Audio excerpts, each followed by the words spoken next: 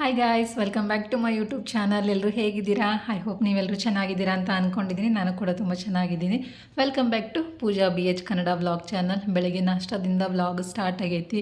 ಇವತ್ತು ನಾಷ್ಟಾಗೆ ಬಂದು ಏನು ಮಾಡ್ಕೊಂಡಿದ್ದೀನಪ್ಪ ಅಂದ್ರೆ, ನಿನ್ನೆ ಇಡ್ಲಿ ಮಾಡ್ಕೊಂಡಿದ್ದೆ. ನಿನ್ನೆಲ್ಲ ಮೊನ್ನೆ ಮಾಡ್ಕೊಂಡಿದ್ದೆ. ಅದರದ್ದು ಒಂಚೂರು ಹಿಟ್ಟು ಮಿಕ್ಕಿತ್ತು. ಇನ್ನೂ ದೋಸೆ ಮಾಡ್ಕೊಂಡ್ರಾಯ್ತು ಅಂತೇಳಿ ಅಂದ್ಕೊಂಡಿದ್ದೆ. ಬಟ್ ಪ್ಲೇನ್ ದೋಸೆ ಮಾಡ್ಕೊಳ್ಳೋಕೆ ಬೇಜಾರಾಗಿತ್ತು. ಹಾಗಾಗಿ ಇವತ್ತು ಏನು ಮಾಡಿದ್ದೀನಪ್ಪ ಅಂತಂದ್ರೆ, ಇದಕ್ಕೇನೋ ಸ್ವಲ್ಪ ಮಸಾಲೆ ರುಬ್ಬಿ ದೋಸೆನ ಮಾಡ್ಕೊಂಡಿದ್ದೀನಿ. ನಾನು ಹಿಂಗೆ ರೀಲ್ಸಲ್ಲೇ ನೋಡಿದ್ದೆ, ಟ್ರೈ ಮಾಡೋಣ ಅಂತ ಅಂದ್ಕೊಂಡು ಮಾಡಿದೆ. ನಿಜವಾಗ್ಲೂ ಸೂಪರ್ ಅಂದರೆ ಸೂಪರಾಗಿ ಬಂದಿತ್ತು. ನನಗೆ ನಂಬೋಕ್ಕಾಗಲಿಲ್ಲ, ನಿಜವಾಗ್ಲೂ ಇಷ್ಟೊಂದು ಚೆನ್ನಾಗಿ ಬರುತ್ತಾ ಅಂತೇಳಿ. ನನಗೆ ಗೊತ್ತಿರಲಿಲ್ಲ ಇಷ್ಟೊಂದು ಚೆನ್ನಾಗಿ ಬರುತ್ತಂತೇಳಿ.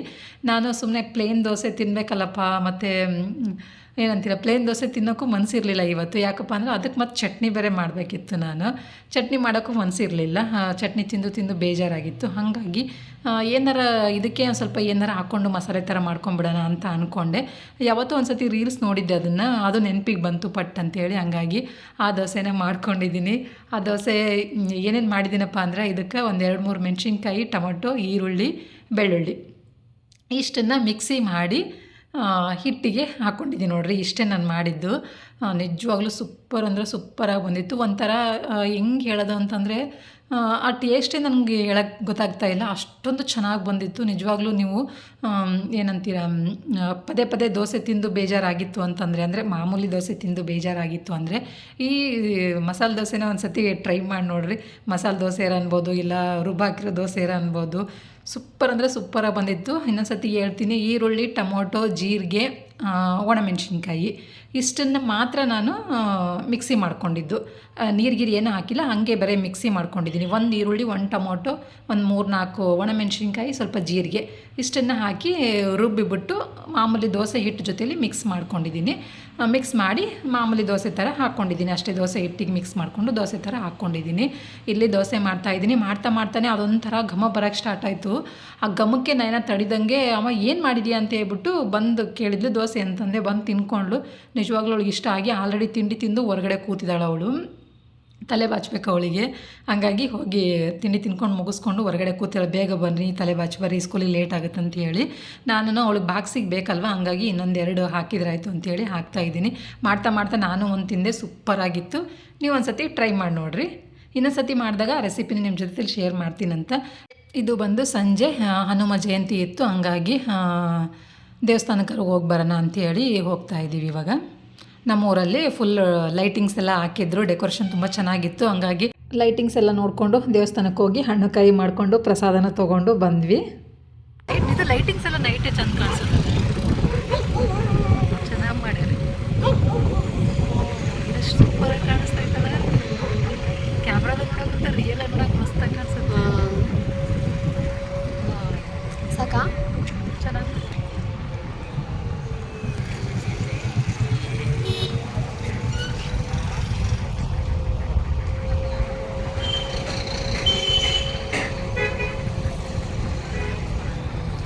ಇಷ್ಟೊಂದು ಚೆನ್ನಾಗಿದ್ದಾರೆ.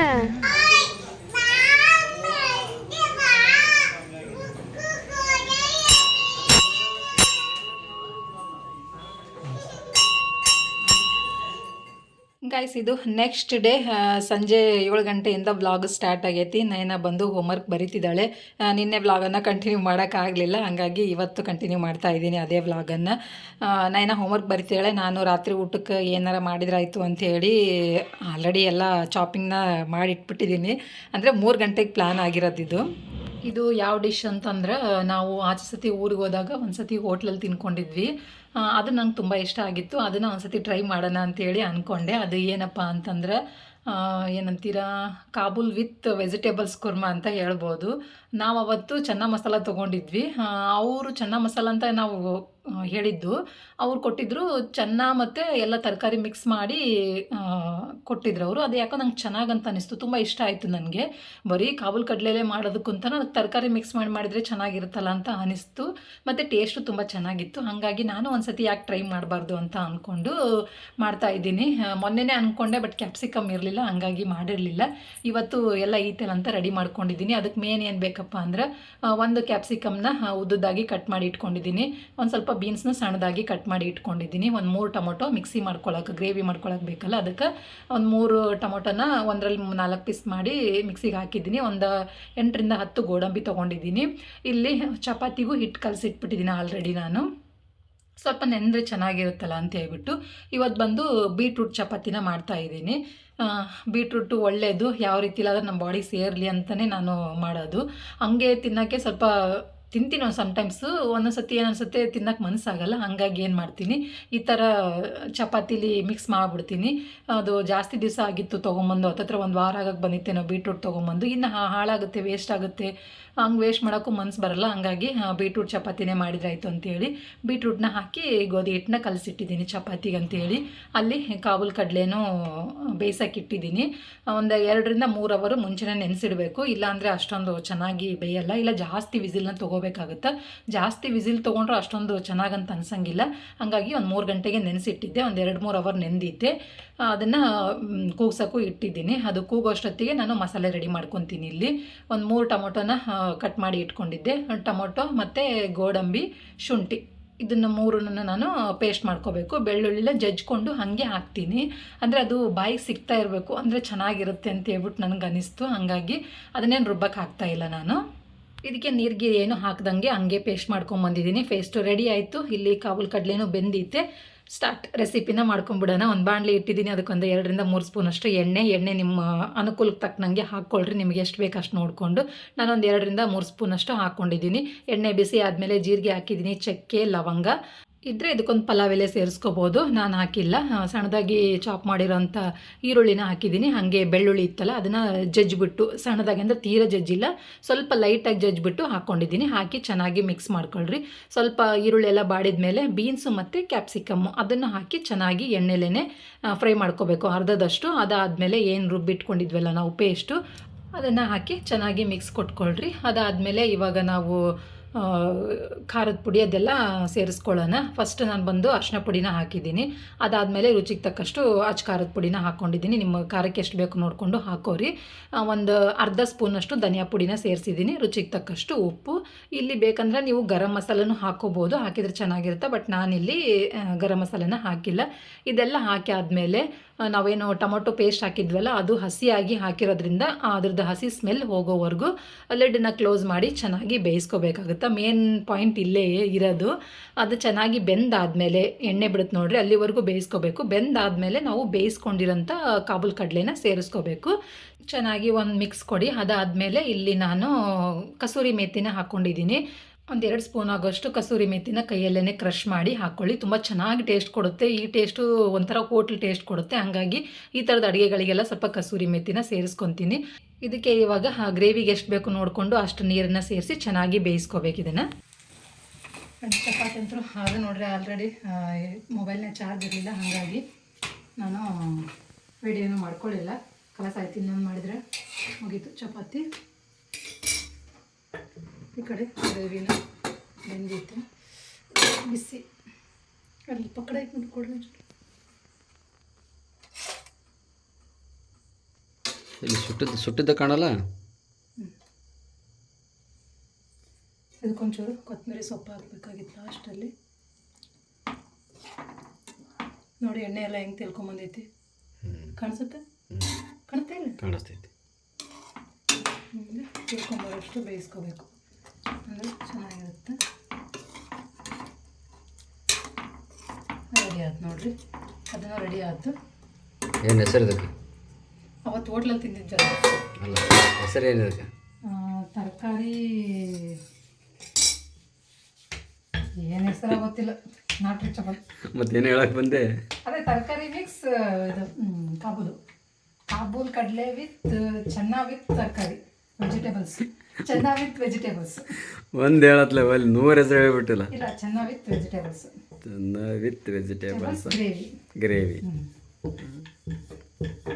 ಚೆನ್ನ ವಿತ್ ವೆಜಿಟೇಬಲ್ಸ್ ಗ್ರೇವಿ ರೆಡಿ ಆಯಿತು. ಚಪಾತಿನೂ ಆಲ್ಮೋಸ್ಟ್ ಮುಗೀತು. ಏನು ಜಿ ಎಸ್ ಟಿ ಕಟ್ಟತ್ತೆ ಎಲ್ಲಿ ಚಪಾತಿ? ಜಿ ಎಸ್ ಟಿ ಕಟ್ಟೋದು. ಈಗ ಫುಲ್ ಚಪಾತಿ ಕಣ್ಣಿ ಕಾಣಿಸ್ತಿಲ್ವಾ ನಿಮಗೆ? ಅವಾಗಲೇ ಕಟ್ಟಾಗಿತ್ತು, ಸುದ್ದು ಮಾಡಿದ್ರು ಮಾತ್ರ. ಹಾಂ, ಯಾವಾಗ ಕಟ್ ಮಾಡಿರ್ಬೇಕು ಏನು ಬಾರಿ.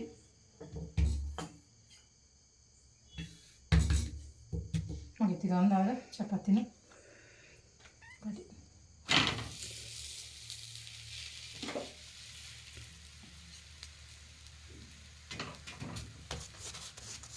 ಮುಗಿತಾನ ಮುಗಿತು.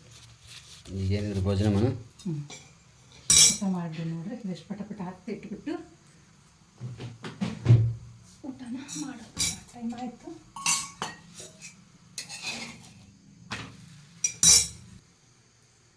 ಚಪಾತಿನ ಸ್ವಲ್ಪ ಚೆನ್ನಾಗಿ ಬೇಯಿಸ್ಕೋಬೇಕು. ಬೀಟ್ರೂಟ್ ಹಾಕಿರ್ತೀವಲ್ವ, ಬೀಟ್ರೂಟಿಂದು ಸ್ಮೆಲ್ ಏನಂತೀರ ಅದ್ರದ್ದು ಫ್ಲೇವರ್ ಸಿಗ್ತಿರುತ್ತೆ. ಅದಕ್ಕೆ ಸ್ವಲ್ಪ ಚೆನ್ನಾಗಿ ಬೇಯಿಸ್ಕೊಂಡ್ವಿ ಅಂತಂದ್ರೆ ಅದ್ರದ್ದೇನು ಬೀಟ್ರೂಟ್ ಹಾಕಿ ಅಂತೇಳಿ ಗೊತ್ತಾಗಲ್ಲ, ಘಮ ಬರಲ್ಲ. ಮತ್ತು ಸ್ವಲ್ಪ ದಪ್ಪಾಗಿದ್ದು ಅಂದ್ರೂ ಚೆನ್ನಾಗಿ ಬೇಯಿಸ್ಕೊಂಡ್ರೆ ಒಳ್ಳೆಯದು. ಹಿಟ್ಟು ಚೆನ್ನಾಗಾಗೈತಿ, ಹಂಗಾಗಿ ಮೆತ್ತಗಾಗ್ತಿರೋ ಚಪಾತಿ. ಹಿಟ್ಟು ಮೇಲೆ ಡಿಪೆಂಡು. ಹಿಟ್ಟು ಚೆನ್ನಾಗಿ ಬೇಯಿಸ್ಕೊಟ್ರು ಅಂದ್ರೆ ಈ ಚಪಾತಿನ ಮೆತ್ತಗಾಗ್ತವೆ ನೋಡಿ. ಅವ್ರಿಗೆ ಹೇಳ್ಬೇಕು ಮಿಲ್ನವ್ರಿಗೆ, ನಾವು ಬೀಟ್ರೂಟ್ ಚಪಾತಿ ಮಾಡ್ತೀವಿ ಮೆತ್ತಗೆ ಸಣ್ಣಗೆ ಹಾಕ್ಕೊಟ್ರಿ ಅಂತೇಳಿ. ಬರೀ ಬೀಟ್ರೂಟ್ ಚಪಾತಿ ಅಂತಲ್ಲ, ಎಲ್ಲ ಚಪಾತಿಗೂ ಮೆತ್ತಗೆ ಇರಬೇಕು, ಮೆತ್ತಗೆ ಸಣ್ಣಗಿರ್ಬೇಕು, ಹಿಟ್ಟು ಸಣ್ಣ ಇರಬೇಕು. ನೀನು ಕನ್ಫ್ಯೂಸ್ ಮಾಡ್ತೀನಿ ಮೊದಲೇ, ನಾನು ಏನಾರ ಮಾತಾಡ್ತಿರ್ತೀನಿ, ನೀನು ಇನ್ನೂ ಎಷ್ಟು ಕನ್ಫ್ಯೂಸ್ ಮಾಡ್ತೀನಿ ನನಗೆ. ಬರ್ರಿ ಊಟನ ಮಾಡ್ತಮ್ಮ. ಚಪಾತಿ ರೆಡಿ, ಚೆನ್ನ ಮಸಾಲನೂ ರೆಡಿ, ನಾವು ರೆಡಿ. ನೀವು ರೆಡಿ. ಹಾಂ ಗಮ್ಮಂತೈತಾ, ಬಾ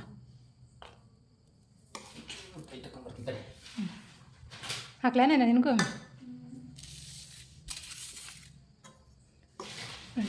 ಮಸ್ತಾಗಿರೋ ಚೆನ್ನ ಮಸಾಲ ಬೀಟ್ರೂಟ್ ಚಪಾತಿನ ಟೇಸ್ಟ್ ಮಾಡಿ.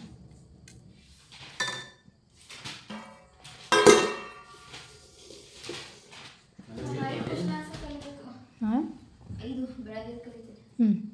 ಏನಾತ್ರಿ? ಹಾಂ ತೊಗೊಂಡಿನಿ. ಬರ್ರಿ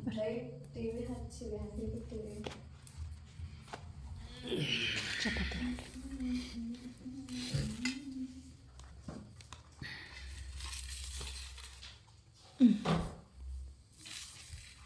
ತಡ್ರಿ ಮೇಡಮರ ಬರ್ರಿ ಬರ್ರಿ ಊಟನ ಮಾಡಮಂತ. ಯಾಕೆ ಮೊಬೈಲ್ದು ಕ್ಲಾರಿಟಿನೇ ಕಮ್ಮಿ ಆಗಕತ್ತೈತಿ.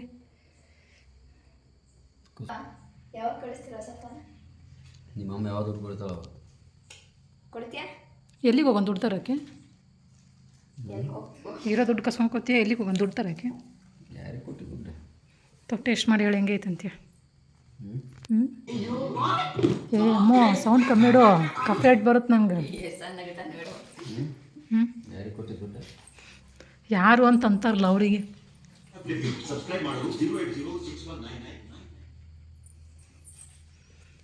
ಸೌಂಡ್ ಕಮ್ಮಿ ಇಟ್ಟು ಚಾನಲ್ ಚೇಂಜ್ ಮಾಡಲ್ಲ. ಮಾಡಿದ್ದಿಲ್ಲ. ಚಳಿ ಸಿಕ್ಕಾಪಟ್ಟೆ ಚಳಿ ಐತೆ ನೋಡ್ರಿ. ನಾನು ಸ್ವೆಟ್ರ್ ಹಾಕೊಂಡು ಕೂತಿದ್ದೀನಿ, ನೆಲಕ್ಕೆ ಕೂರಕ್ಕಾಗ್ತಾಯಿಲ್ಲ, ಹಂಗೆ ಅಷ್ಟು ಚಳಿ ಆಗ್ತೈತಿ. ಚಾಪಿ ಹಾಸನ ಅಂತ ಅಂದ್ಕೊಂಡೆ, ಮತ್ತು ಊಟ ಮಾಡೋ ಟೈಮ್ನಾಗ ಏನು ಚಾಪಿ ಬಿಡು ಅಂತೇಳಿ ಮತ್ತು ಸುಮ್ಮನಾದ್ ನೋಡ್ರಿ. ಈರುಳ್ಳಿ ಬೇಕೇನು?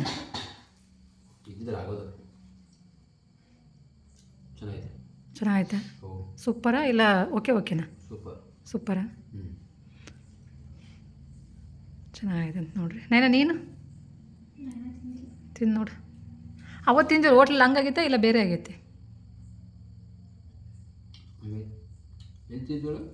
ಅಲ್ಲಿ ಊರಿಂದ ಬರ್ಬೇಕಾರೆ ಯಾವುದೋ ಒಂದು ಹೋಟ್ಲಲ್ಲಿ ತಿಂದಿದ್ವಲ್ಲ ಆಚೆ ಸತಿ, ಅವಾಗ ಚೆನ್ನಾಯ್ತಾ? ಅದೇ ಟೇಸ್ಟ್ ಬಂದಿತ್ತಾ? ಬಟ್ ಅವ್ರದ್ದು ಒಂಚೂರು ಕಲರ್ಫುಲ್ಲ. ಹಾಂ, ಸಣ್ಣ ಕಾಬೂಲ್ ಕಡಲೆ ಹಾಕಿದ್ರು ಅವ್ರು, ಸಣ್ಣದಿತ್ತು ಕಾಬೂಲ್ ಕಡಲೆ ಅವ್ರದ್ದು. ಇದು ನಮ್ಮ ದೊಡ್ಡದಿತ್ತೆ, ಮತ್ತು ಅವ್ರದ್ದು ಫುಲ್ ಕೆಂಪಗಾಗಿತ್ತು ಅಲ್ವಾ? ಇದನ್ನು ಏನಂತೀರ, ಮಸಾಲ ಜಾಸ್ತಿ ಅಲ್ಲ ಇದು. ಎಂತ್ರಿ ಕೆಂಪು ಖಾರ ಎಂಥದ್ದು,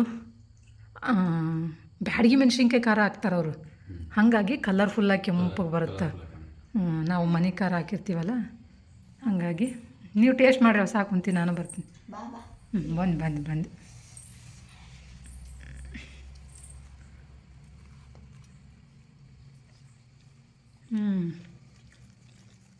ಕ್ಯಾಪ್ಸಿಕಮ್ ನನಗೆ ನೋಡಿ ತಿನ್ನಿಸ್ತೀಯ ಅನ್ನ. ನಂಗೆ ಬೇಡ, ಇಷ್ಟ ಇಲ್ಲಂದ್ರು. ನಂಗೆ ಕ್ಯಾಪ್ಸಿಕಮೇ ಇಷ್ಟ ಆಗ್ತಿಲ್ಲ, ಯಾಕಂತ ಗೊತ್ತಿಲ್ಲ. ನಿಂಗೆ ಇಷ್ಟ ನೀನು ತಿನ್ನಬೇಕು, ನನಗೆ ಯಾಕೆ ತಿನ್ನಿಸ್ತೀಯ ನೀನು? ಮೊನ್ನೆ ಫ್ರೈಡ್ ರೈಸ್ ಮಾಡೀನಿ, ಅದು ಕ್ಯಾಪ್ಸಿಕಮ್ ಹಾಕಿನಿ, ಹುಡುಕಿ ಕ್ಯಾಪ್ಸಿಕಮ್ಮೇ ತಿನ್ನಿಸ್ತಾ ಅಂತಂದು. ರಮಣಿ ಹ್ಞೂ ಓಕೆ ಅಲ್ವಾ ಹ್ಞೂ ಫ್ರೆಂಡ್ಸ್ ಬರ್ರಿ ನಾನು ಊಟ ಮಾಡ್ತೀನಿ, ನಾನು ಹಚ್ಕೊಂಡ್ಬಿಡ್ತೀನಿ.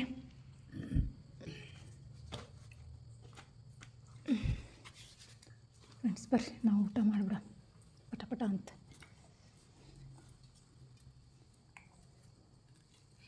ಒದಗುತ್ತೆ ನೋಡ್ರಿ ಇದು ತರಕಾರಿ, ಅಂದರೆ ಕಡಲೆ ಜಾಸ್ತಿ ಬೇಕಾಗಲ್ಲ, ತರಕಾರಿ ಹಾಕಿರ್ತೀವಲ್ಲ ಅದ್ರ ಜೊತೇಲಿ ಒದಗುತ್ತೆ.